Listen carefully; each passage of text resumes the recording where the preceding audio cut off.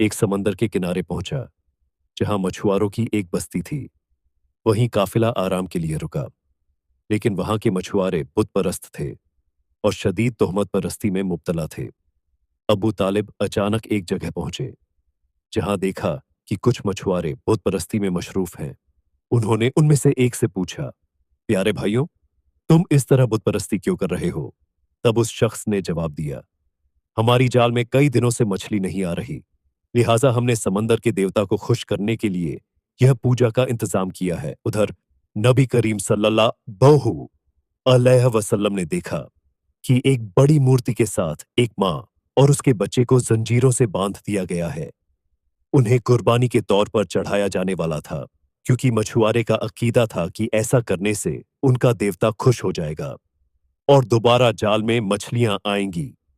तब नबी करीम सल्लल्लाहु अलैहि वसल्लम वहां तशरीफ ले गए और उन मां बेटे को जंजीरों से आजाद कर दिया। उसी लम्हे एक मछुआ वहां आया और कहा, जिन्हें हम कुर्बानी देने के लिए बांध कर रखे थे, उन्हें एक बच्चा आजाद कर गया है। यह सुनकर सब लोग नबी करीम सल्लल्लाहु अलैहि वसल्लम को पकड़ने के लिए तेजी से वहां जाने लगे। तब चाचा अब्बू तालिब उन्हें रोकने के लिए आगे बढ़े और उसी वक्त सबने देखा कि समंदर के करीब वह बड़ी मूर्ति खुद ब खुद गिरकर टूट गई है। समंदर में मौजें उठने लगी और उन मौजों के साथ साथ बहुत सी मछलियां ऊपर आ गई। यह देखकर मछुआरों की पूरी बस्ती के लोग बहुत सी मछलियां पकड़ने में कामयाब हुए और खुशी से झूम उठे। यह देखकर अब्बू तालिब हैरान रह गए। दरअसल नबी करीम सल्लल्लाहु अलैहि वसल्लम उस वक्त समंदर के किनारे खड़े होकर अल्लाह ताला से दुआ मांग रहे थे। नबी करीम सल्लल्लाहु अलैहि वसल्लम की दुआ की बरकत से अल्लाह ताला ने उन्हें मछली अता फरमाई। फिर उनका काफिला मक्का की तरफ रवाना हो गया।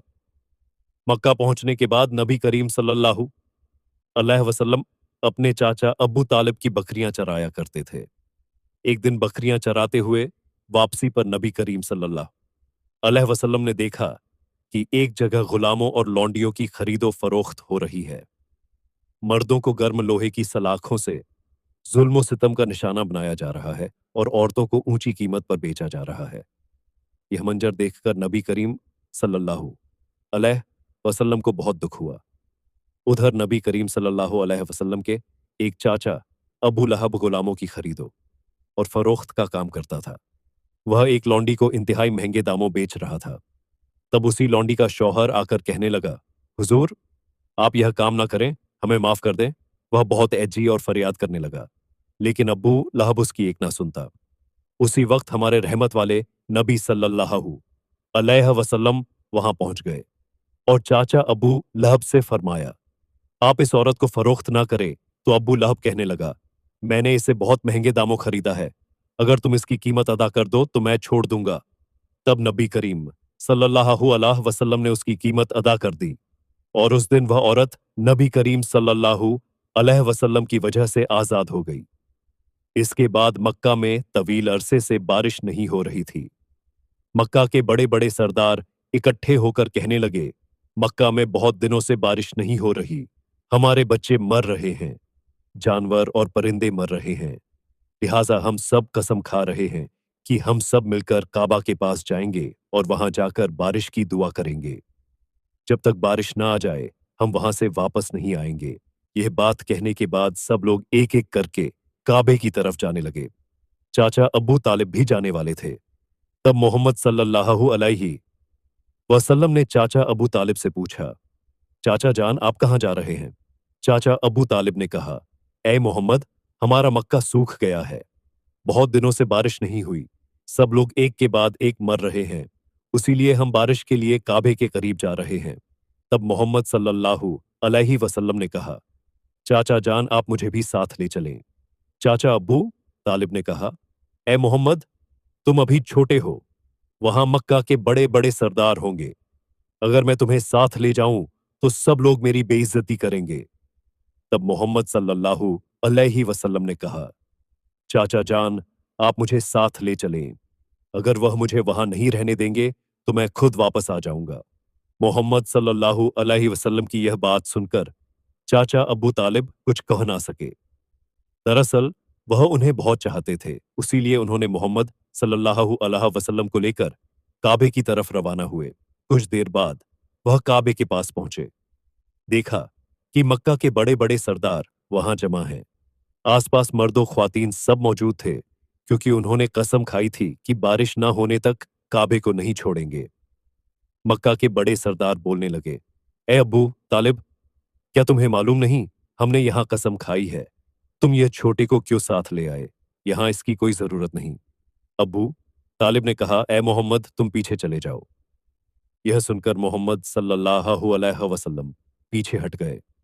फिर मक्का के बड़े सरदार सब मिलकर बोले, ए खालिक काबा, हमें पानी का बंदोबस्त करो, हम मजीद बर्दाश्त नहीं कर सकते। उसी तरह रात गुजरी, लेकिन बारिश ना हुई। सुबह गुजर कर दोपहर हो गई, बारिश ना हुई, और काबा का घर भी गर्म होना शुरू हो गया। इस दौरान 3 लोग गर्मी बर्दाश्त ना कर सके और गर्मी की शिद्दत से बेहोश हो गए। कुछ लोगों ने उन्हें ले जाकर इलाज करवाया। उसी दौरान मोहम्मद सल्लल्लाहु अलैहि वसल्लम चाचा अबू तालिब के पीछे लग गए। जब चाचा अबू तालिब पीछे मुड़े तो देखा मोहम्मद सल्लल्लाहु अलैहि वसल्लम वहां खड़े हैं।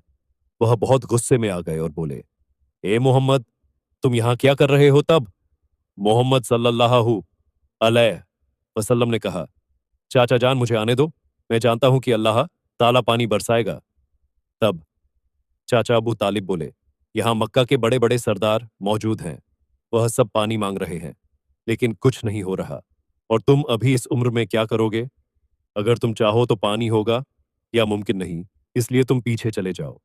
यह बात सुनकर मोहम्मद सल्लल्लाहु अलैहि वसल्लम फिर पीछे हट गए।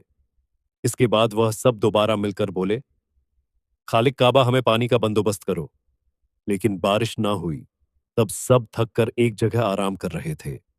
चाचा अब्बू तालिब पीछे मुड़कर देखने लगे, तो फिर भी मोहम्मद सल्लल्लाहु अलैहि वसल्लम वहां मौजूद थे। वह बहुत गुस्से में बोले, ए मोहम्मद, तुम दोबारा यहां क्यों आए?